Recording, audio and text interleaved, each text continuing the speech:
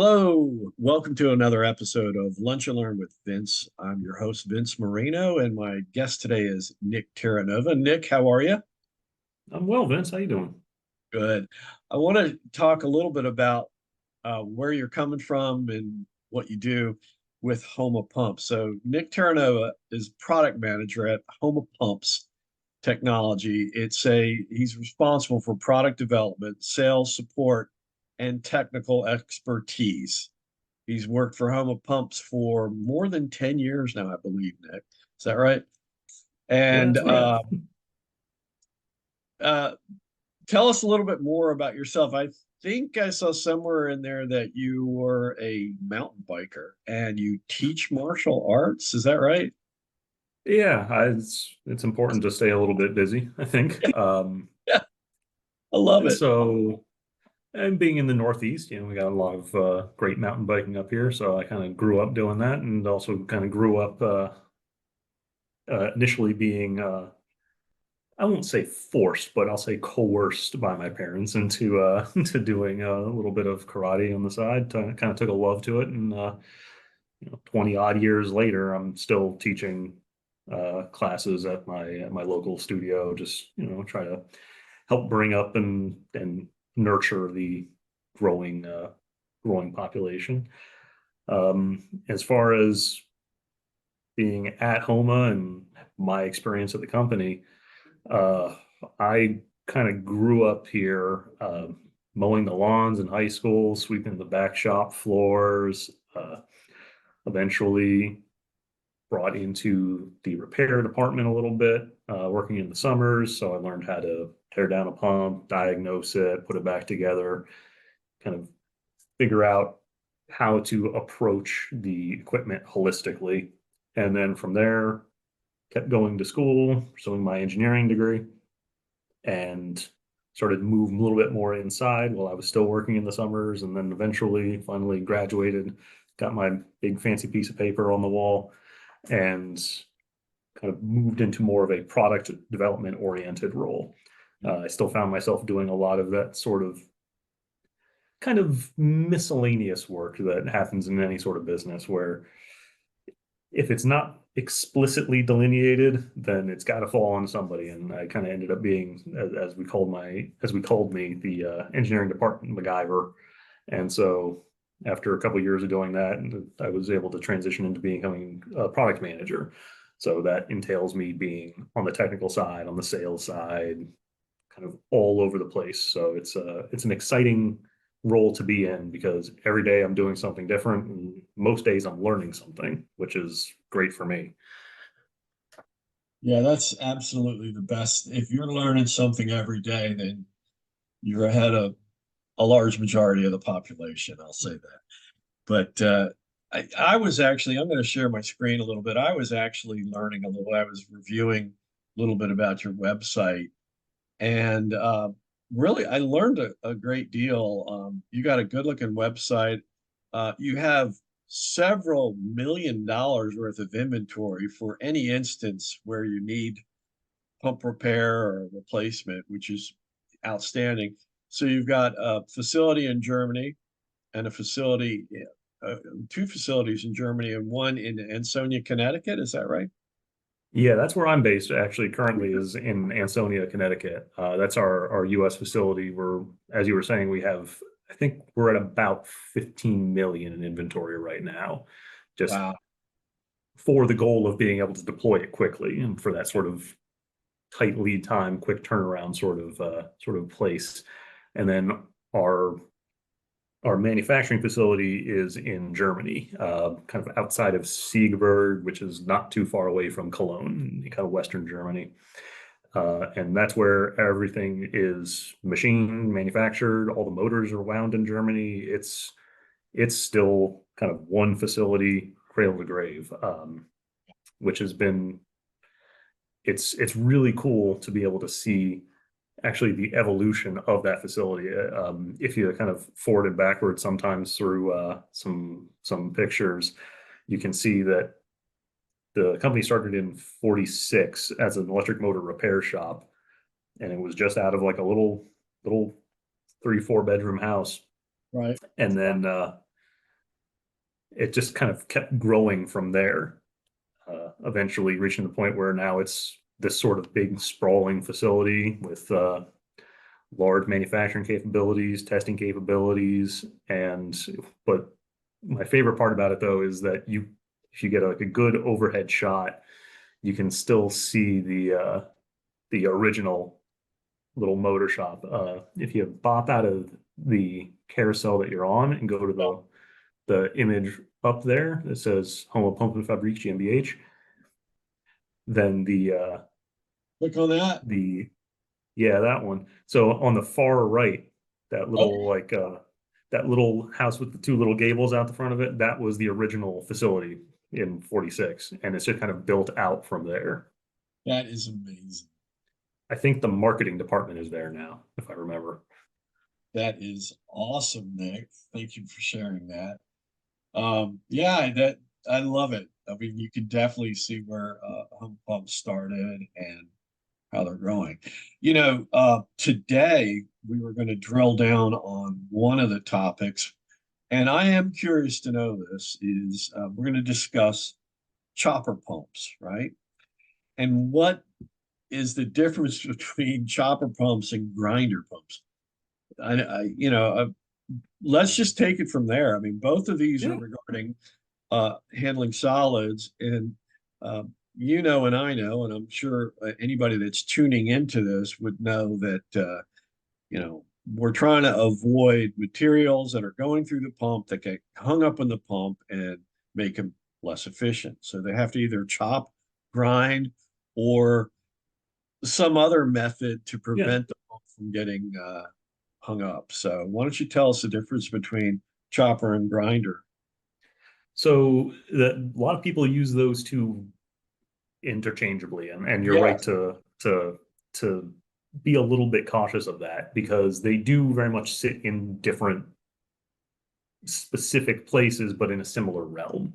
So, Right. like you're saying, if you're going to be handling soft solids, you're going to chop them, you're going to grind them, or you're going to pass them typically, or like the three main pillars that we think about. Um, and you can, the clue is really in the name. So grinding something, you're taking it, you're grinding it down into like a paste. When I think about ground meat, everything's getting super finely chopped up. Whereas chopping, you're kind of cutting a big thing down into smaller things, but they're still not like particle sized. And it's the same thing with a grinder pump versus a chopper pump. A grinder pump, which you actually right conveniently behind me, Yeah. the cutting mechanism is going to have extremely tight tolerances and it's going to break down whatever the solid is into very small components. Whereas in a chopper pump, those tolerances are going to be opened up so that you're going to be cutting the solids into slightly larger chunks. In both cases, you're still taking the entire influence stream in and handling and cutting all of the solids that approach it, but it leads to a difference in how the solids kind of continue through the process because a lot of people focus really specifically on what's happening at the pump, but then further down the line, no matter what you're doing with those solids, so you have to get them out of the water, the media eventually, whether that be in a ground state, in a chopped state, or in a full solid state. So that can be a big factor in leaning between a grinding mechanism versus a chopping mechanism is the difficulty that's going to come from removing those solids further down the stream. Not to mention that because all of the media that's going through a grinder mechanism is going to be cut very finely, you have sort of a speed limit on how much flow you can get through your pump because eventually you're just going to log jam in because everything's got to go through eventually a super narrow inlet and it's going to kind of get constrained there. So you tend to have much lower flows. You have high head, low flow. And that's sort of the hallmark of a grinder pump curve. Whereas a chopper pump, because you're not as focused on completely shredding down all of the solids, you can get a little bit more throughput through those. So you tend to see still higher heads, but you can get higher flows as well. You can get out past a few hundred gallons a minute. So that's sort of where you can think of like a grinder pump curve being very steep, very short, a chopper pump curve being maybe not quite as steep, maybe as steep, but depends on the style, but definitely a little bit more flow out. I gotcha. So when do you, I mean, help me understand when you can choose one over the other. Where, where does one look at the situation? We all know what's causing it, right? And Hmm. how do you determine what the best decision is for that application? Grinder. It's about how it fits into the system a lot of times. So sometimes your hydraulic requirements are going to be what governs that. So if I need to flow X hundred gallons a minute, and it's going to be really, really hard to get a chopper or a grinder pump that's able to have that level of flow to it, then I'm not really going to not going to be able to look at a grinder pump necessarily. So grinder pumps, traditionally we think of them in sort of pressure sewer systems, in smaller residential and smaller commercial applications where you don't have that high flow rate demand where you don't have to keep up with hundreds of gallons a minute or it's going to be a problem. You're dealing with like, okay, maybe this pump will run a few times a day. So you don't need that sort of flow rate. But at the same time, if you're dealing with a pressure system, then you need all of those solids to be extremely fine to be able to traverse the pressure sewer systems, very thin piping.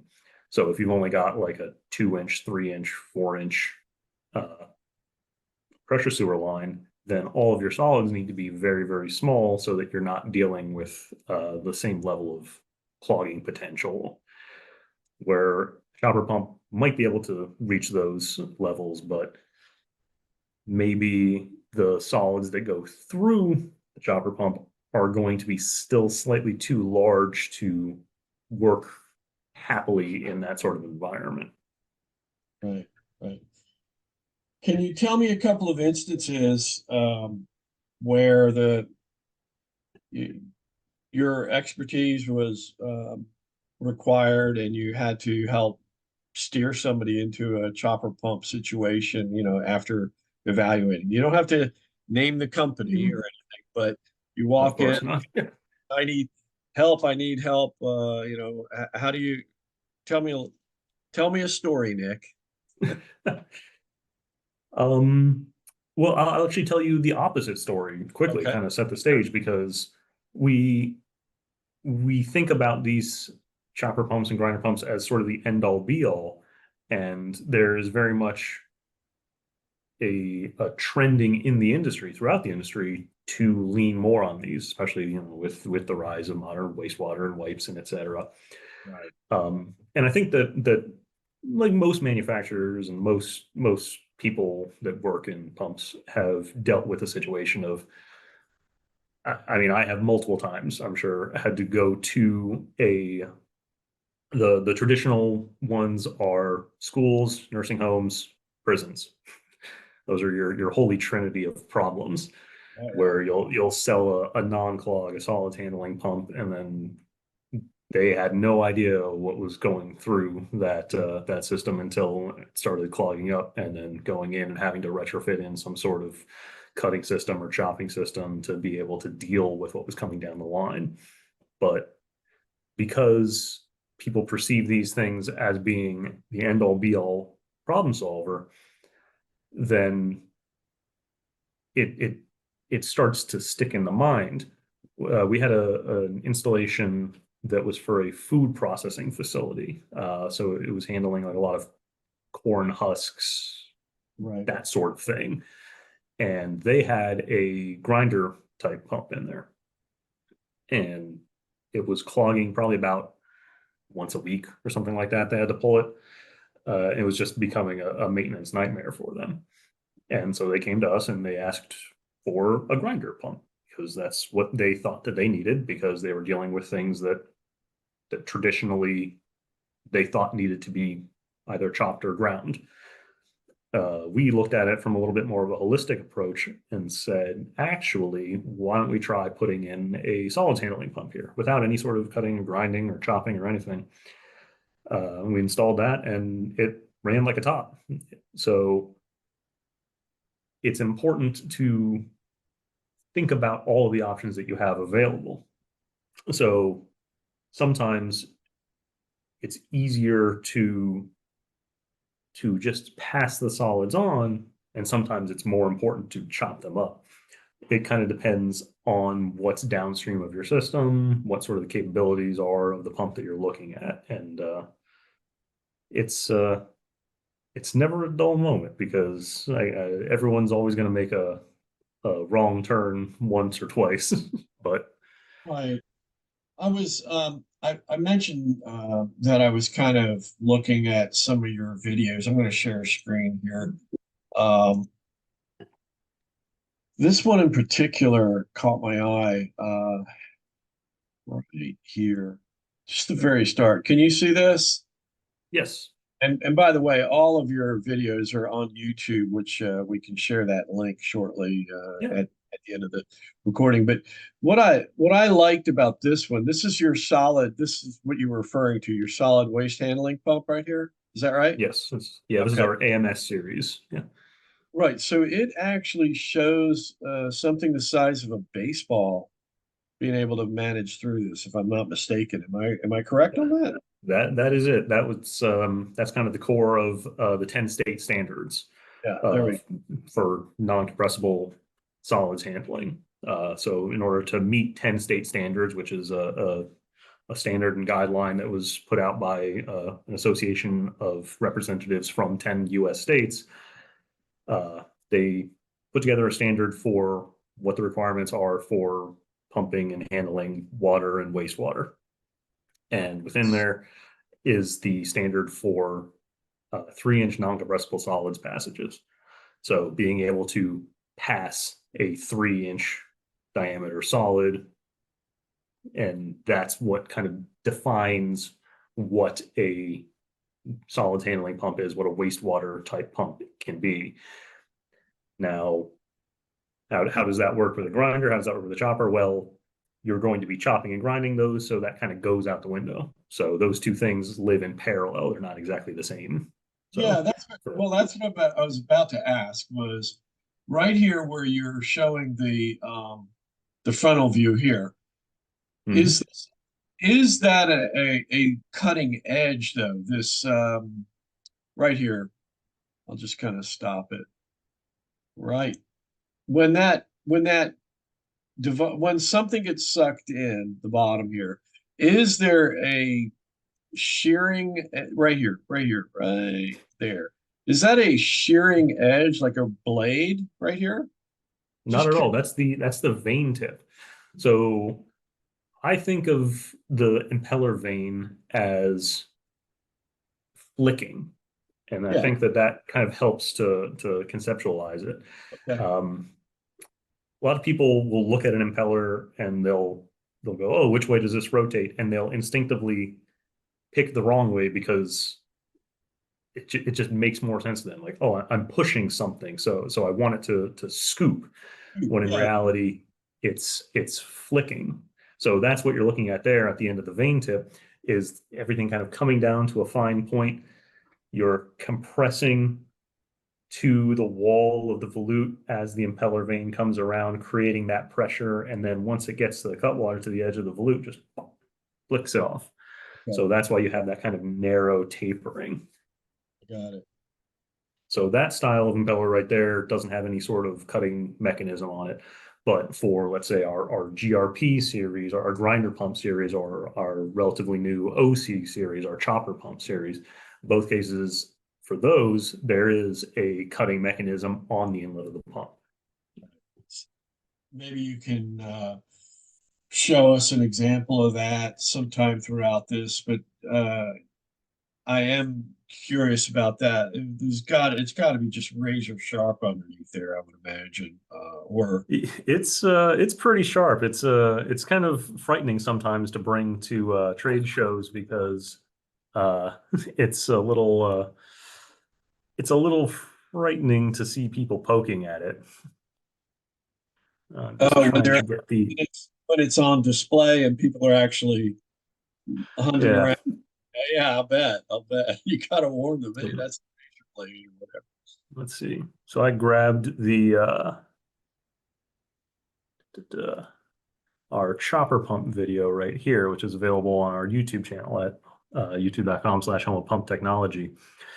So this will show sort of a similar layout from the previous video, but you can kind of see the difference in the impeller design, where on the inlet, you'll see that instead of having a large opening that brings the solids in, everything kind of comes to a point, and then the hardened impeller, which is a high chrome white iron impeller, has a cutting edge on it. So you see at the edge there of both of the impeller vanes, those have a cutting action against the cutting plate that they're mounted on. So you can kind of see there that as it comes around, the vane acts like a pair of scissors.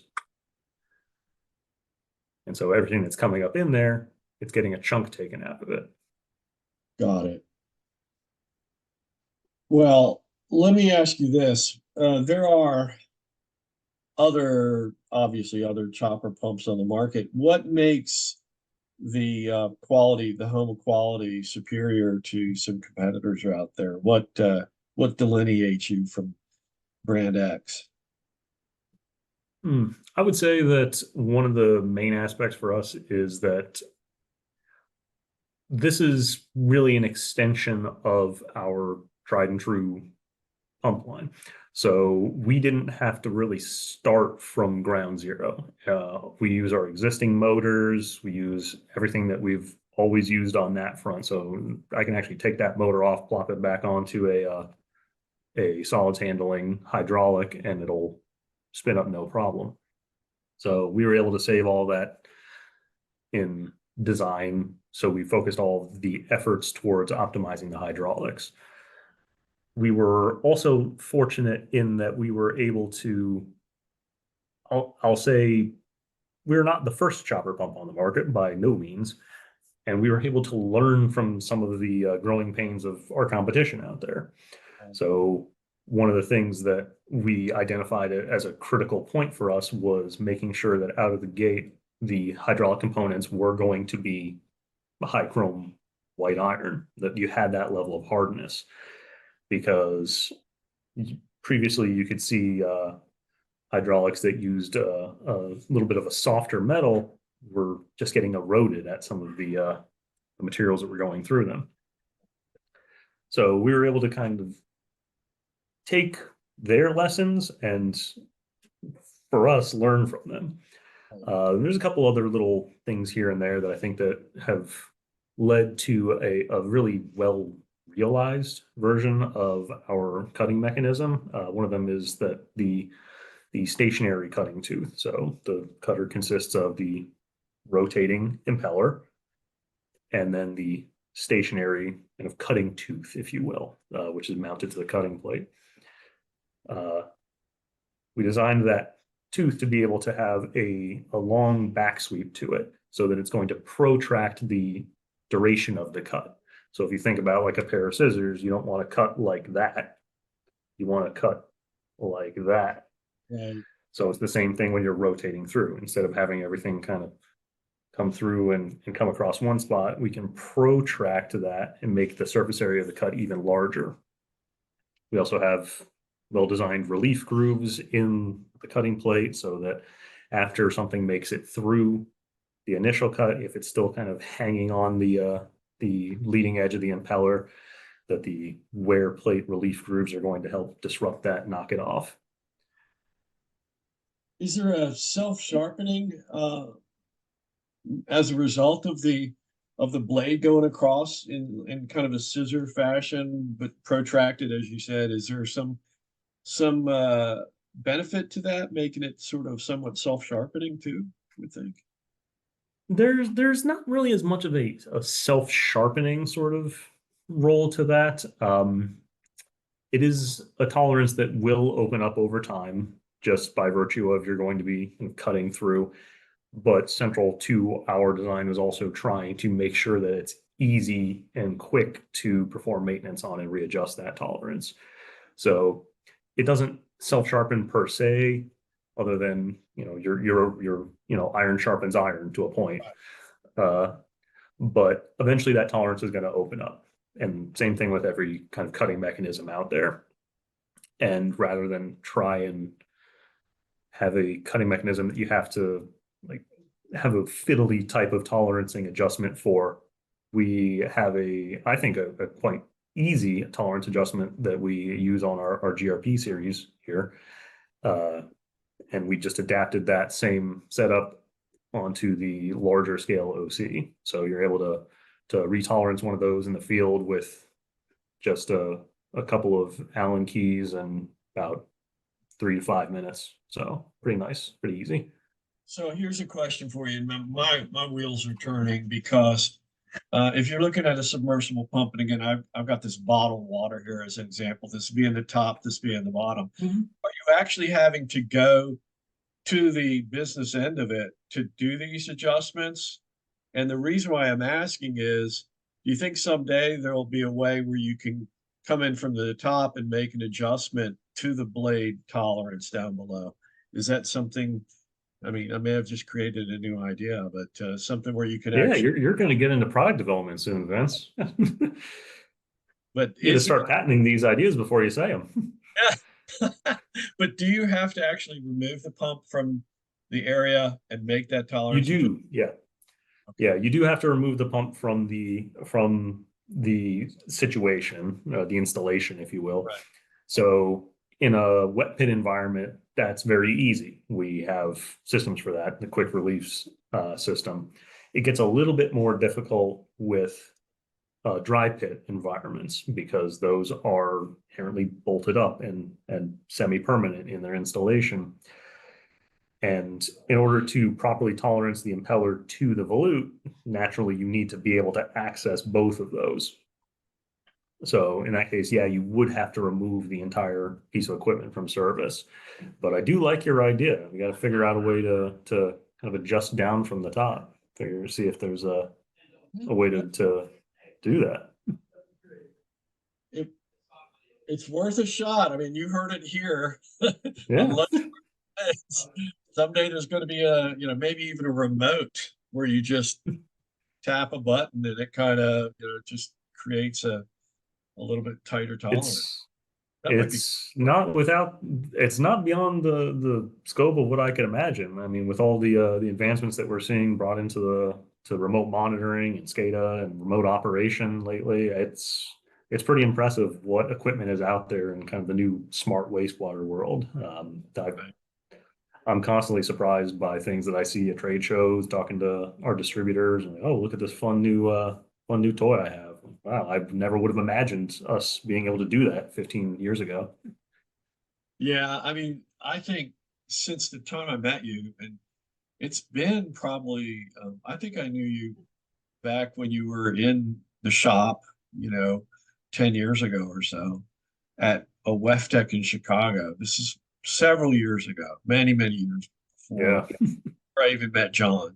And, it was one of those where things have really evolved just in that past decade, I think, anyway. And the company itself is obviously a pretty solid producer of submersibles, and love seeing you guys grow. Do you have anything new that's on the horizon that you want to talk about? Any new products? Anything you want to I would share with? say I'd say the most exciting, the most newest thing that we've got in our pipeline is the OC series, our chopper pump. So it's a pretty exciting thing because as we've kind of been talking about, the industry's moving in this direction, and it's Yes. becoming a very necessary part of any good product portfolio. And it's pretty exciting to be able to see just the level of demand that's out there, because we've never traditionally offered a true chopper pump. And so we didn't really know for sure how it was going to be received by our distribution. We kind of had a hunch that they would like it, but we came out and immediately people that hadn't even expressed any interest before were banging down our doors saying, "Hey, can I get one? Can I get two? Can I get five?" And it's unfortunately, I wish that I had enough to meet the demand that we were receiving. Uh, That's but amazing. that's a good problem to have. But it was especially funny for us because our manufacturing is handled in Germany. That's where the main design and main engineering is focused out of. And so we brought our ideas for the chopper style pump to them, kind of made our business case, kind of talked about, hey, we think we could approach it from this way. We think that this is a good idea. And they took that in under advisement and they thankfully went with the idea. Then they kind of disseminated that out to some of the other customers around the globe that they work with. And the same thing happened with them, where people that had never expressed any interest in that market segment were all of a sudden banging down their door saying, I want one. So they came to us and were like, thank you so much. We had no idea that there was this vast untapped market over here. Well, and you mentioned the Trinity, which was schools, prisons, and elderly care facilities. Mm, yes. Yeah. So I get schools, I get prisons, because I mean, uh, not trying to be too graphic, but school systems. I mean, there's always one kid that's going to take an entire roll of toilet paper, right? Yeah. Right, or even worse, things like a belt or a Yeah. book, Whatever whatever. they could try to find and put down a toilet, they're going to try. Yeah, right. And now, And then same thing with prisons where they're doing it intentionally because if the cell gets clogged, then right, that's I've heard even yeah. Oh tennis yeah, I bet. at prison system, and articles of clothing, but elderly care. I'm thinking, is that more of the wipe end of things, more wipes and things that are more It's it's a foggy lot of wipes. It's a lot of clothing? uh, adult diapers. It's a lot of you end up with a lot of people that are unfortunately suffering from some level of dementia or aren't fully or don't have their faculties fully engaged, and so they might just do something that would be considered illogical otherwise. And so it's uh it's not a logical thing that's being done out of spite or malice. It's more out of a lot of times out of kind of like ignorance or confusion. So it kind of leads to some issues that are unfortunate, but kind Yeah. of have to understand that it's not coming from a place of ire. No, I get it. But those are interesting three markets, and I was thinking more like, for example, a canned soup manufacturer, right? They're taking Mm. vegetables and meat and they're dicing them and slicing and putting them in their product, but there's got to be this refuge that they're wanting to pump away. The Mhm. peelings from a carrot, the fat from a piece of meat, whatever. But these things got to go in there too. Would that be grinder or chopper? I'm trying to figure that one out, but It kind of depends on the exact makeup because the choppers are going to be better for handling things that are typically a little bit tougher because you're going to be taking a larger chunk out of them. You don't have to finely to sieve them up. But we've definitely used both in industrial applications like that. And also, like I was talking about before, with corn husks, that those we were able to just kind of pass along using our solids handling pump. yeah. So it helps to kind of look at what the composition of the waste stream is, what materials there are, and what is the path of least resistance. Because you can always try to go as gung ho on the solution as you want, but is that fully necessary? Is also the follow up question. Yeah. So really what I'm getting from you is that true, genuine, authentic conversation from from you or one of your team members to the customer, and actually possibly on-site investigatory visualizing what's going Absolutely. Yeah. on is critical here. Because now The I'm thinking about how you use the AMS pump, the one with the baseball, you know, how that solved the problem with the corn husks. But to me, it's let's chop it up and move on, move on. But no, that one was a better solution. So you really have to almost physically see it and understand what the customer's needs are, I guess. Yeah, it's unfortunately a world where an ounce of prevention is a pound of cure. Right. That no matter what goes wrong, we joke that no matter what happens, it's always the pump's fault because that's the part that is kind of the not the brain of the operation, but certainly the muscle of the operation.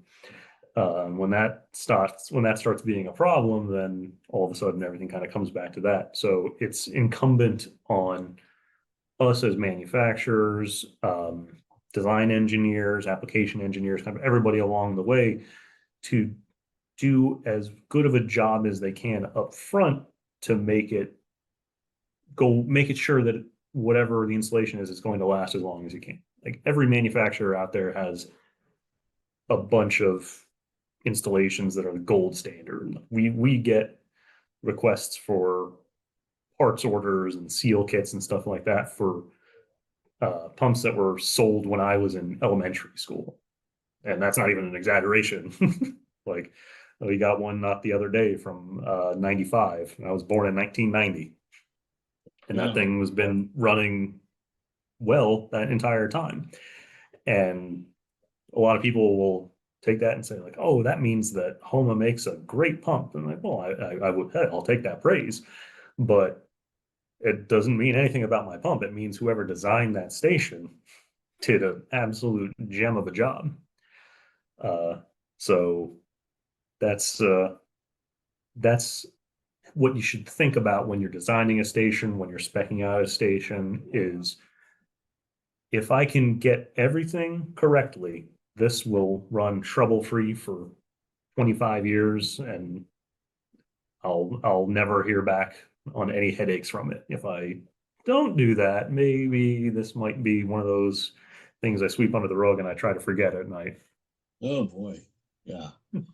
So really, that's a key component is the design itself and the entire process, and not just Yeah. grinder versus hopper Yeah. versus. A pump works in a system, and it's very easy for people to kind of, I won't say forget it, but kind of downplay that.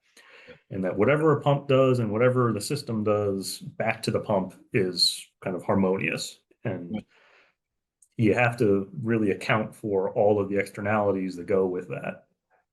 And you have to think about what the application is and what you're trying to do with that. It was funny. Like I said, our OC series, our new choppers, first batch of those in the US were installed kind of early to mid last year. One of the first ones that we sent out, we recently got a call on. It said, oh, it stopped. It clogged up. I'm like, oh no, oh gosh, I thought these things were good. Um, Turns out they sent us some pictures, and it had taken a chunk of asphalt about that big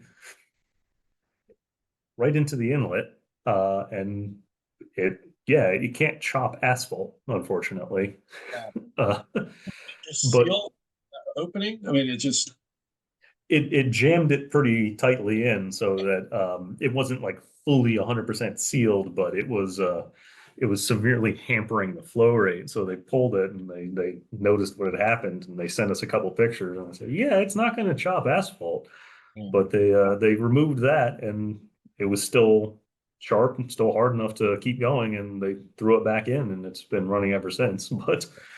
But that's another case where maybe if you're dealing with a lot of I&I, some stormwater type installations, if you're going to be dealing with large rocks and asphalt, maybe a chopper pump's not the right choice for that. But Well, let me ask you this, and again, I'm not the pump guy, right? I just asked the question. Mhm.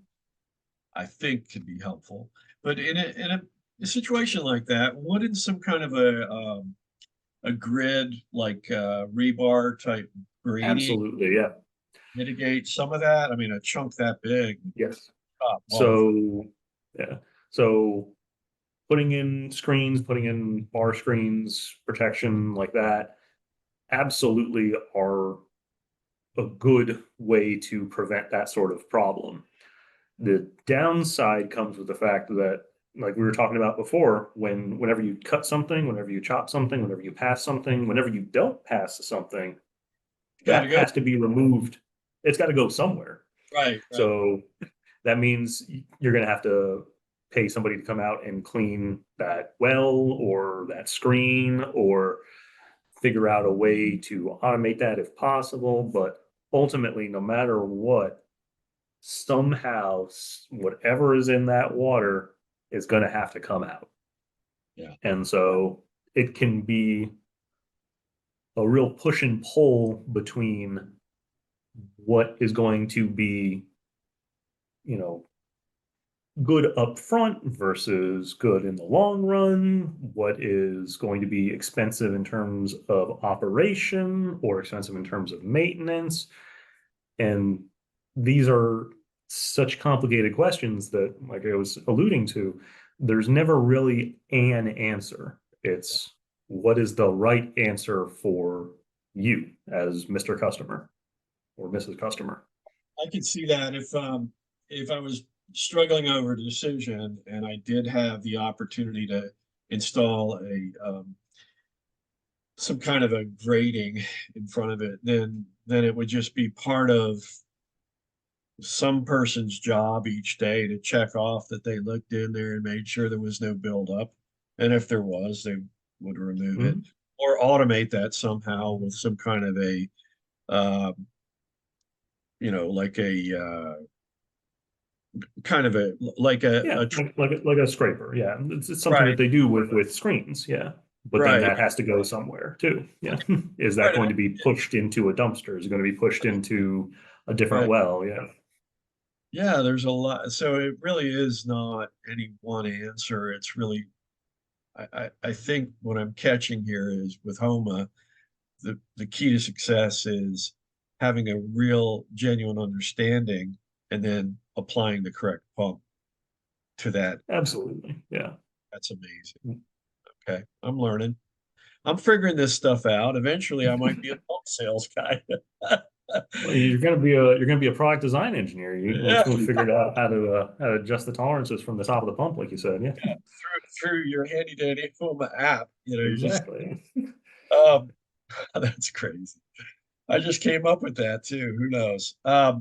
So tell me a little bit more about what's going on at HOMA. Anything else you want to chat about as far as I I'm kind of realizing now that your dedication to things like karate and teaching karate, it's a discipline. No, really, it's a compliment. Anybody that can do that and do it well, it's it's a education in being disciplined and self-control, right?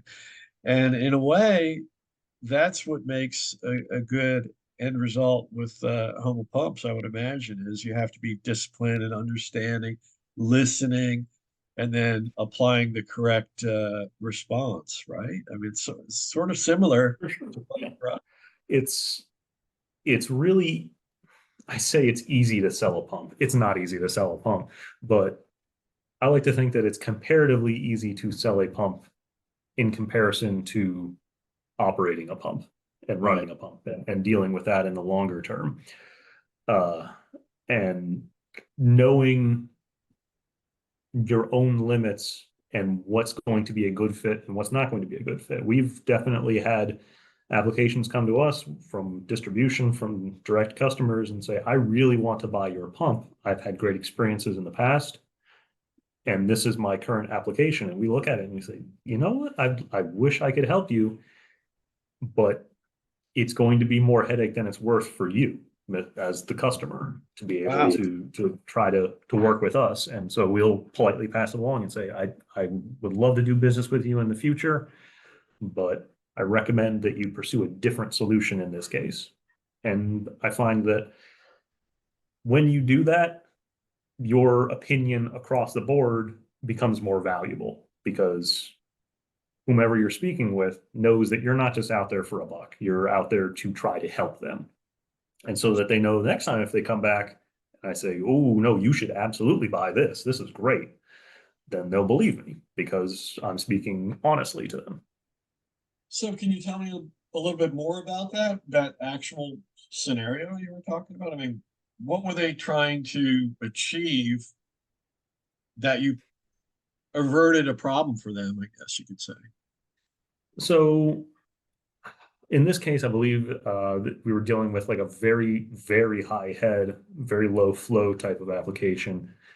And we had a product that could nominally do what they wanted in this scenario. It was going to be sort of a jerry-rigged type of application where you're kind of trying to use a crescent wrench as a hammer, if you will. Right. Right. It'll hit it, but it's not gonna be happy doing that. Yeah. So rather than try to, in this case, run like a super high head with a pump that wasn't designed for that application, it could reach it, but it was going to be long-term dissatisfied. We said, you should probably look for a different style of pump, a different type of pump to be able to hit these needs. And it was one that we couldn't provide. So we were very gracious and said, no, this isn't really what we can do for you. I got you. Interesting. Well, yeah, and then you build better credibility as a result of that. So, are you guys planning to go to any shows to show off your HOMA pumps anytime soon? So we're going to be attending the NUIA show, the New England Water and Wastewater Show. We'll also be at most of the large regional shows, the Tri-State show out in Las Vegas. That's not for a little bit. We're going to be at the FWRC down in Florida and Orlando. We always make a presence at the Georgia Water Show and WEFTEC naturally. And for anyone that happens to be international, we're going to be at IFAT again in Munich this year. So that'll be an exciting one. I'll be there. I'm looking forward to I it. will be too. I'll meet you there, Vince. I hope when I'm at EFOT, I can meet you and maybe one of the Hoffmans while I'm there. So I'd Absolutely, yeah. love to get one of those selfies and put it on the Empowering Pumps website and do some promotion about that in the summer. I think we can make that happen. Yeah. So anyway, anything else going on that we want to touch on, or are we good? Would you like to tell us how people can get in touch with you? I know you got the HOMA Pump YouTube channel. Any other? Yeah. The YouTube channel is great. HOMA Pump Technology on YouTube, HOMA Pump Technology on LinkedIn, as well as just going to our website, homapump.com. They can Keep you email up to date. email Nick Terranova. You guys can figure Call it the front desk, ask for me. Yeah, there you go. Yeah, no, I think it's great. So, I wore this because it's around Christmas time, my candy stripe type shirt. But no, I wanted to take a minute and just thank you for being a great customer for us Absolutely. and offering great product. And over the years, you guys have become friends. Appreciate it. Want to wish you and everybody over there at home a Merry Christmas on behalf of Empowering Pumps, and would love to do this again sometime. If you get any updates or new product releases, reach out. We'll talk some more about HOMA pumps and the quality pumps that they have. Of course, the quality people behind them. For sure. And thanks so much, Vince, and happy holidays to you and your family, and hope to see you pretty soon in the future. Yeah. Too. Thanks. Take care. Folks, if you're interested, empoweringpumps.com, we'll have it on the website. I'll also have copies of this available. It can you can click the link, you can get a hold of Nick that way. Like and share on your like and share button here on YouTube. And I just want to say thank you. And this may be the last Lunch and Learn of the year. So happy 2023. And I look forward to a successful 2024 to you and all the pump people out there. Thanks again for tuning in. Talk to you soon.